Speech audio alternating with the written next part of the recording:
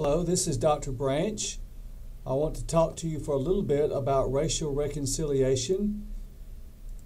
This is a topic that is not addressed in most of the modern evangelical ethics textbooks, which is a weakness in most of them. I think John R.W. Stott has a brief section about some of these issues. I have a picture here of Herschel Walker. This is from the cover of the Sports Illustrated, November 17th, 1980. This is the last year Georgia won the national title. Herschel Walker is renowned as a hero in the state of Georgia, the greatest college running back ever. The reason I have his photo here is two things. First of all, Georgia won this title in 1980, and he was considered the hero of the state, yet it was only 10 years earlier that Georgia recruited their first African-American players. One of the first real African-American stars for Georgia was a running back named Horace King, who had a pretty good career at Detroit. But I also show Herschel's picture because there is a story that when he was at Wrightsville High School, they won the state title, and the black players were not invited to a country club there in Wrightsville where they were celebrating the state title. So the greatest football player in the history of the state of Georgia was not invited to a celebration of his high school team's athletic prowess simply because of his skin color. So I'm simply saying that these issues are still raw and real. These were only 40 years ago. Let me give you a brief background. The first slaves that came to the United States were in 1619.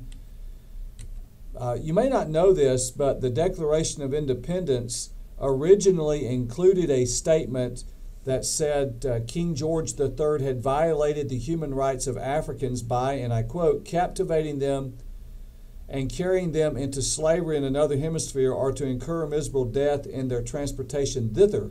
That was originally in the Declaration of Independence, but it was taken out at the Colonial Convention in deference to the Southern slaveholders and the Northern slave traders. The Constitution of the United States did not count slaves as full persons. Of course, we know they were eventually considered just to be pure property. The invention of the cotton gin rapidly changed the face of slavery in the United States because it made cotton much, much more profitable. However, England abolished the slave trade in 1807, largely under the leadership of William Wilberforce, who had been radically converted a number of years earlier. And what has always frustrated me personally is that the same thing did not happen in the United States. In England, the Christians banded together, opposed slavery. The slave trade was abolished in 1807, and I think it was about 20 years later that slavery itself was abolished. And it was basically because the church was the salt and light that it should have been and the prophetic voice to their nation. That did not happen in America. There were Christians who were opposed to slavery, but unfortunately and sadly, there were too many Christians who tried to defend it, and the result was the Civil War. Why were Africans as slaves? Well, first of all, disease had decimated Native Americans. There had been an attempt, especially by the Spanish, to enslave Native Americans, but their lack of immunity to things like smallpox just decimated them. There weren't enough. It was a matter of supply. This is a big point. There was a previously existing slave trade in sub-Saharan Africa where slaves were captured in warfare among the African tribes, and then they would sell them across the Saharan desert to Arab traders on the other side of the Sahara.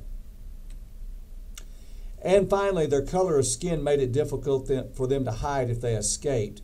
In this way, a particular class was abused simply because they were easily identifiable. This allowed the culture of slavery, especially in the southern United States, to make it easy to identify who was a slave. The assumption was you're a slave until you prove otherwise, and it made it difficult for them to escape slavery. There's certainly many other things we could talk about, but I'm going to scoot on past the Civil War and talk about Plessy versus Ferguson. 3 amendments were added to the Constitution after the Civil War to try to correct the problem of slavery. And in 1896, the Supreme Court famously ruled that it basically enshrined a form of Jim Crow segregation, that as long as the services were equal, you could have separate services. It was a sort of apartheid, really. And it was always separate but never equal. The accommodations for African Americans were never the same. And this is an event I want you to be aware of. This is The Birth of a Nation, 1915. This was the first real blockbuster out of Hollywood. And it was a film, a racist film, that celebrated the KKK as a good organization. Sadly, it was based on some books by Thomas Dixon, at one time a Baptist preacher out of North Carolina.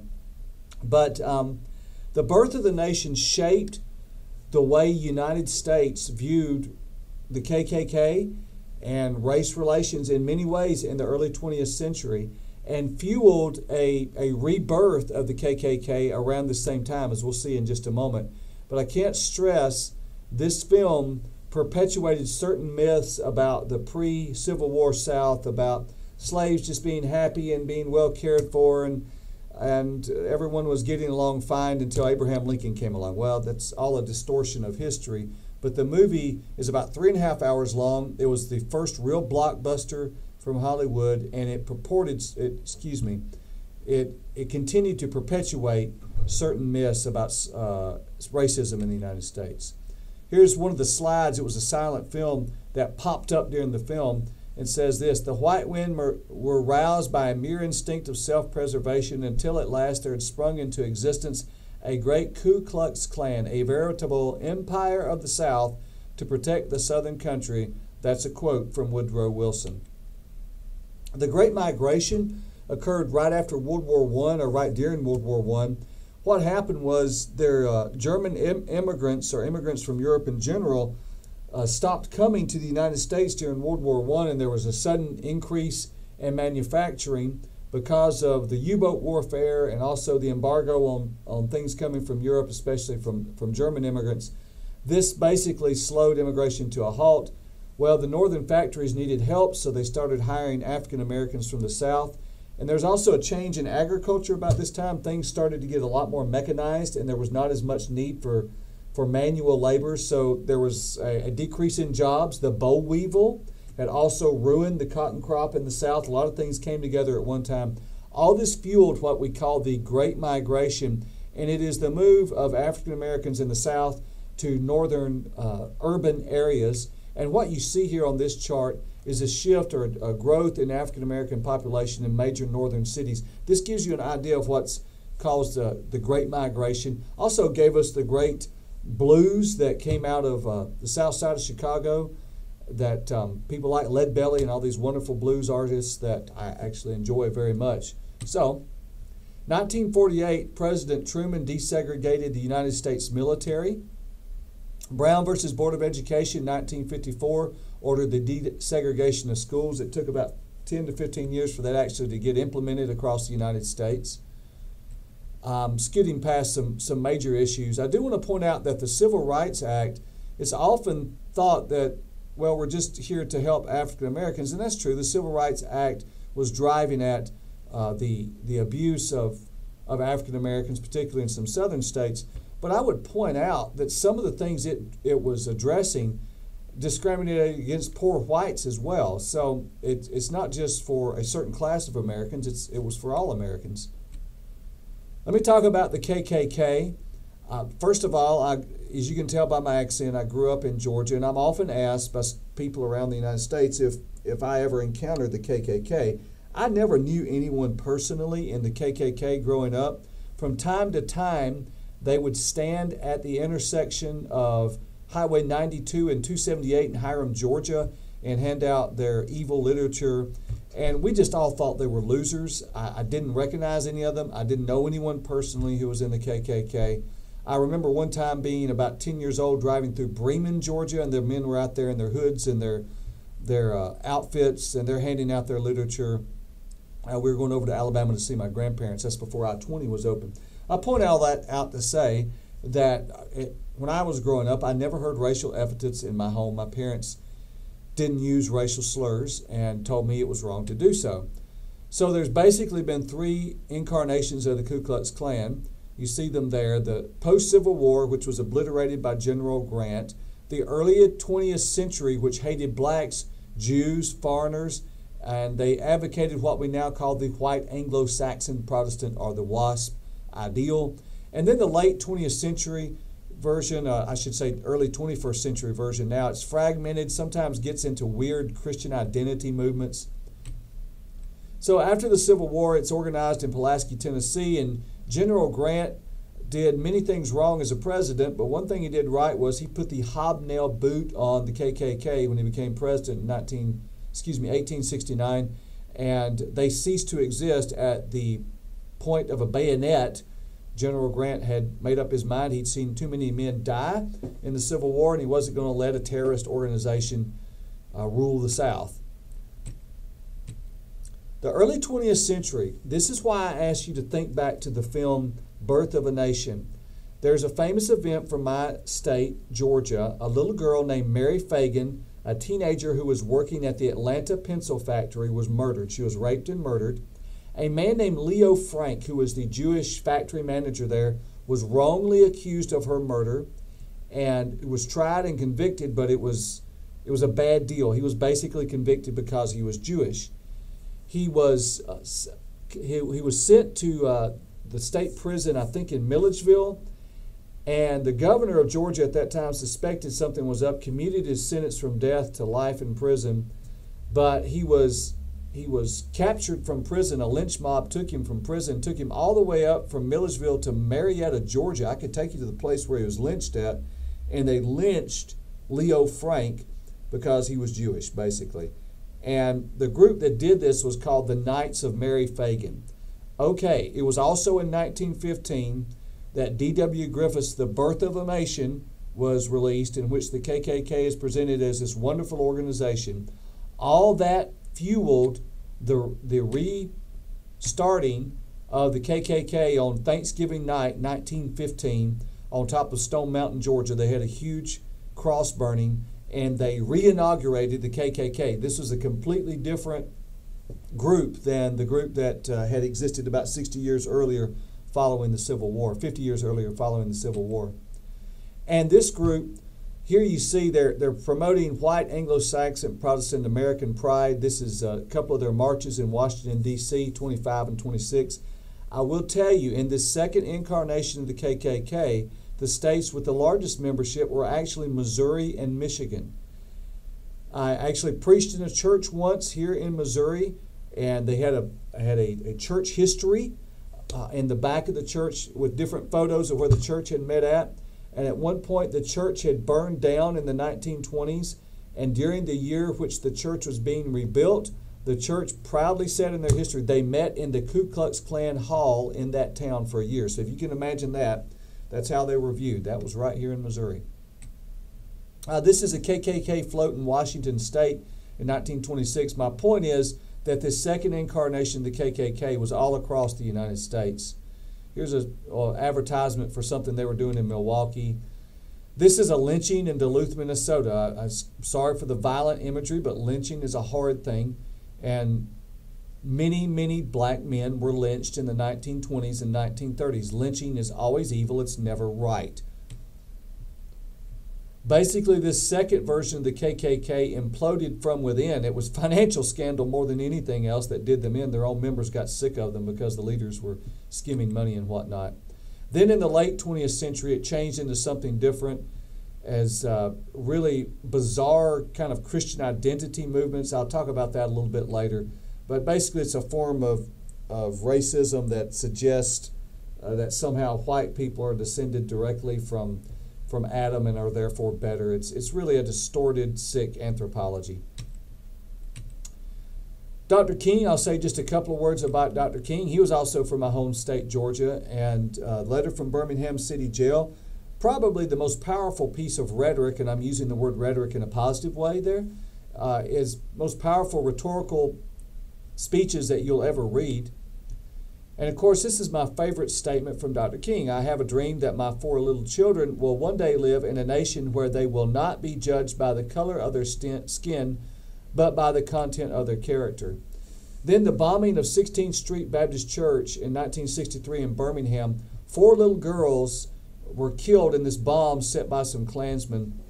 This event probably did much more to change the hearts of what might be called the middle-of-the-road white person in the southern United States, because most of them were Christians, and these little girls were getting ready to go out and sing in the choir, and they're killed. And so their deaths were not in vain. But these 4 little girls were brutally murdered in a bomb blast in Birmingham. And so beyond the United States, I know some of my students will be watching this from around the world. I just want you to know it's not just a United States problem. The Turks and the Armenians in the early 20th century, about 1 million Armenians were killed in a genocide by the Turks. Of course, the Holocaust of the Jews. Japanese imperialism had a strong racist element to it, that they were superior. The Hutus and Tutsis in Rwanda, 2 tribes closely related ethnically, but wow, the brutal killing that took their place there, I guess it was 1995, just hundreds of thousands killed. Afghanistan, some of the violence in Afghanistan is ethnic in nature, different tribes and groups that do not care for each other. My point in saying all this is it's not limited to the United States. In any part of the world, there's always this natural tendency for some humans to act like or take the stance that they are better than other people. Say just a few quick things about anti-Semitism, and I'm going to give you a quote from Martin Luther. In 1543, he wrote a book, Von den Juden in ihren Lügen, or On the Jews and Their Lies. And listen to what Luther said. He suggested first to set fire to their synagogues or schools and bury and cover with dirt whatever will not burn, so that no man will ever see a stone or cinder of them again. Second, I advise that their houses also be razed and destroyed. This is horrid. This is yet one of the men we hold up as the heroes of the Reformation saying these horrid things about Jews, and you would not be surprised to know the Nazis reprinted this trash when they took power. The Protocols of the Elders of Zion is an evil book. It's an anti-Semitic forgery, most likely produced by the Russian secret police in the late 1800s to foment violence or justify violence against Jewish people in Russia, and it is a lie from the devil himself. You can read my notes for more of the details. Just to give you an example of how this anti-Semitism weaved its way into our culture, Henry Ford actually published a series of books called Jewish Activities in the United States, which echoes a lot of ideas from the Protocols of the Elders of Zion, that there's a secret Jewish attempt to take over the world, and it's just anti-Semitic trash. William Bell Riley, the founder of Northwestern Schools, pastor of First Baptist Church, Minneapolis, graduate of Southern Seminary, he actually he read the Protocols of the Elders of Zion, and somehow this smart man believed this book. I don't know how. But he became very anti-Semitic, and he actually invited Nazis, American Nazis, to speak in his church in the 1930s. It's just reprehensible. My point is that good people can be led astray and can be fooled and believe evil ideas. This is a warning to all of us. Then, of course, the Holocaust. 6 million plus Jews killed, not to mention the brutal murder of Poles and Gypsies and Russians during World War II, but particularly the Jews. The systematic mass murder of an entire people group. 6 million Jews killed. So let's say a few things from the Bible. First of all, everyone's made in the image of God, regardless of their race. And I would point out to you, Genesis 3:20 is a very powerful statement. It says that Eve was the mother of all living. What that means is, ultimately, we all have the same mother. And so just through time, God has allowed the races to differentiate some. But we all have the same mother. Secondly, I would say, John 3:16 says God so loved the world. That's everyone, regardless of their ethnic background. And Matthew 28, Jesus says we're to make disciples of the entire world. There's no way one can fulfill the Great Commission and be a racist. They do not go together. So let me give you some passages for reconciliation. First of all, just the ministry of Jesus, his example. Here's what Everett Tilson said. Despite laws forbidding association with sinners, publicans, Samaritans, and Gentiles, our Lord and his disciples associated with all these people. So Jesus is breaking down racial barriers in his ministry. I'll scoot past a couple of these. Galatians chapter 3, for as many of you as have been baptized into Christ, have put on Christ, there is no Jew or Greek, slave nor free, male or female, you are all one in Christ Jesus. Colossians 3:11, here there is no Greek or Jew, circumcised or uncircumcised, barbarian, Scythian, slave or free, but Christ is all and is in all. So there's no way that you can hold on to racism and be a consistent New Testament Christian. They don't match. 1 John 4:20 says, if anyone says, I love God, yet hates his brother, he's a liar. So if we hate a fellow Christian brother simply because their skin color is different from ours, we have a major, major problem in our relationship with God. Revelation 5:9 says in heaven that around the throne there will be people from every tribe and tongue and people and nation. Let me say a quick word about interracial marriages. The Bible really doesn't address the issue. Usually it's a debate concerning white and black here in the United States, though outside this country there are other ethnic groups where this gets to be a big deal. But here in the United States it's almost always a white-black issue. Let me just go ahead and tell you, the Bible does not explicitly address the issue. What the Bible emphasizes, 2 Corinthians 6:14, is we're not to be unequally yoked, and that means spiritually. That means Christians are supposed to marry other Christians. All that to say, there is no prohibition in the Bible against two God-fearing Christians who happen to be of different ethnic backgrounds. There's no prohibition for them to get married. They are free to do so if they believe that's God's will for their life. The issue from a Christian standpoint is the person I'm marrying a devoted follower of Jesus Christ? That's the question, and ethnicity comes second. The Bible and slavery, I'll say a few quick words. I would just point out Exodus 21:16 strongly condemns the practice of man stealing for the purpose of selling someone into slavery. And in the New Testament, it strikes at the root of slavery. And it's difficult to consider how one can own, I put that in scare quotes, another person, and still consider that person you supposedly own a brother in the Lord. The two don't go together. So the brotherhood of Christians strikes at the root of slavery. Spurgeon was extremely opposed to slavery, and in one sermon he said, some American divines seem to regard it, slavery, indeed with wonderful complacency. They call it a peculiar institution until they forget in what it is, in what its peculiarity consists. It is indeed a peculiar institution, just as the devil is a peculiar angel and hell is a peculiar hot place. Well, that's classic Spurgeon right there. He actually invited to speak at Metropolitan Tabernacle a slave who had escaped from the South and had him come speak at Metropolitan. So he was opposed to slavery. The Bible and anti-Semitism. First of all, Jesus was Jewish. I've never understood Christians who say, I love Jesus, but I don't like Jewish people. That's an absurd statement. Jesus was Jewish. A few other things. Matthew 27:25, this whole thing about let his blood be on us and our children. That really is the religious leaders. That's not necessarily referring to all Jews. The early church was largely Jewish. All sinners are guilty of the death of Christ. People say, who's guilty for Jesus' death? Well, James Allen Branch is. That's who's guilty. Revelation 12:13 indicates also that Satan hates Israel because Jesus was Jewish. So at its heart, anti-Semitism is really demonic, really. So let me give you some passages of Scripture distorted by racist and some other weird racist things.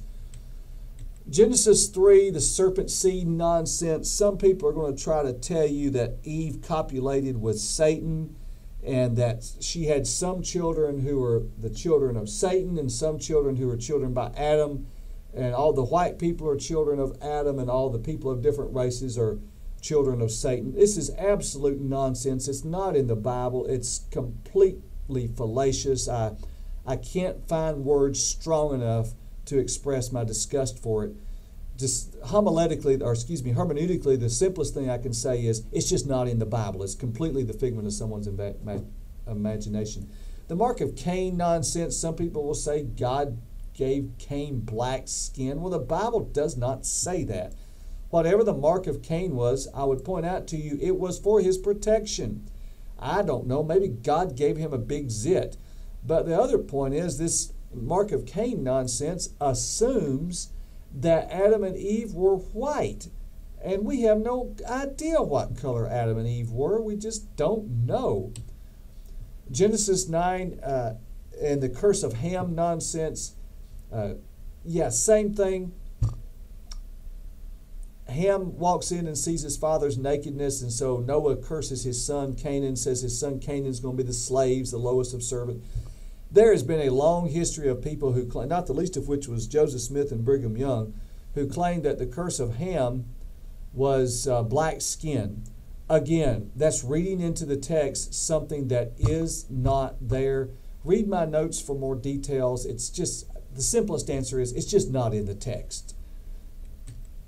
The Anglo-Israel myth that somehow the lost tribes of Israel actually became the Anglo-Saxons over in England, and somehow white people in America are basically the lost tribes of Israel, and therefore we're better than everybody else. This is Herbert W. Armstrong made this dribble popular. Again, it's just complete dribble. Social Darwinism. Darwin was actually racist. It is. I'm not saying that everyone who believes in Darwinism is racist. I'm saying that in his second book, The Descent of Man, Darwin advocated racist ideas and said white people were the most evolved and the other races were the least evolved. Nation of Islam, Elijah Muhammad, the founder, they have some very crazy ideas. It's a different form of racism. They say that white people are the result of genetic experiments gone bad. An evil, bubble-headed, mad scientist named Yaqub invented white people on the island of Patmos 6,000 years ago. And I am not making this up. That's actually what they believe. It's a different form of racism. Now, this is the painful part, the legacy of my own denomination, the Southern Baptist Convention, and racism. Let's be straight up. The SBC was founded in 1845 because the Baptist Mission Board, the Triennial Convention, would not appoint slaveholders. Now, why someone would want to claim to be a missionary and hold slaves, I have no idea. It is so unfathomable to me. I don't know what to say. But that's how our denomination got founded. In 1995, on the 150th anniversary, there was an extensive apology from the Southern Baptist Convention, which finally up front and publicly admitted all the problems back in 1845.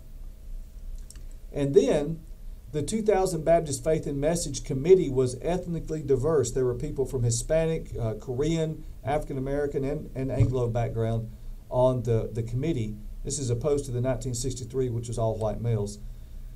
And this is also a hill on which to die as a pastor or staff member. If your church will not accept into membership someone who has confessed Jesus Christ and repented of their sin, if they're not going to accept that person simply because of their ethnic background, that's an issue over which, that's a hill on which to die, and you're willing to stake your job on that. And I'd get fired. If they're not going to accept them, then they need to have a vote whether or not they want me as pastor, because they're either going to accept them or I'm going to quit.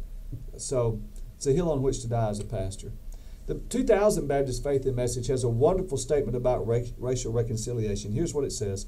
The sacredness of human personality is evident in that God created man in his own image and that Christ died for man. Therefore, every person of every race possesses full dignity and is worthy of respect and Christian love. And in Article 15, it also says, in the spirit of Christ, Christians should oppose racism. I'm so happy my denomination had our first African-American president in Brother Fred Luter from New Orleans, one of the more powerful preachers I've ever heard. I hope to live to see the day that one of our convention agencies has a president of a non-white background.